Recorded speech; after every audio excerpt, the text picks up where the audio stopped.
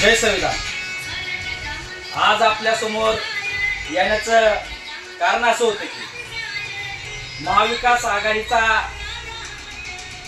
जितेंद्र आव्हाड हरामखोर नालायक माणूस या माणसानं मार्चच्या 14 तारखेच्या त्या ठिकाणी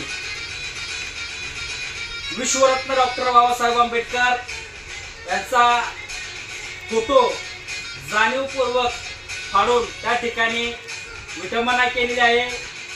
समाजामध्ये आंबेडकरी जनतेमध्ये तसेच त्या ठिकाणी त्यांनी व्हिडिओ सुद्धा त्या ठिकाणी काढून व्हायरल केलेला आहे।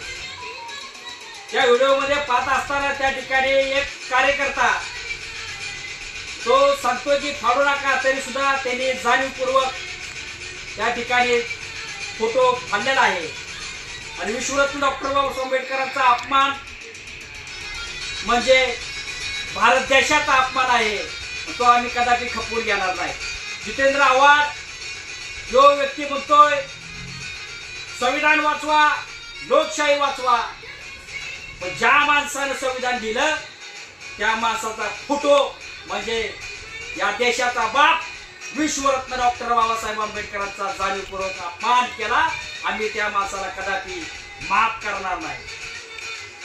तुम्ही त्या ठिकाणी माफी मागून तुम्हाला वाटत असेल की त्या ठिकाणी हा विषय शांत होईल, पण आम्ही या कृतीचा या विचाराचा आम्ही इलेक्शनच्या मुहूर्तावर आम्ही तुमचा त्या ठिकाणी पराभूत करून आंबेडकरी जनता विश्वरत्न डॉक्टर बाबासाहेब आंबेडकरांच्या नावाने त्यांच्या त्या ठिकाणी काय करू शकते हे आम्ही तुम्हाला येणाऱ्या काळामध्ये आम्ही दाखवल्याशिवाय आम्ही स्वस्थ बसणार नाही। जितेंद्र आव्हाडला माझं ओपन चॅलेंज आहे, या महाराष्ट्रामध्ये जिथं जितेंद्र आव्हाडाची गाडी दिसल तिथं जितेंद्र आव्हाडाची गाडी फोडल्याशिवाय राहणार नाही असा असणारा इशारा देतो।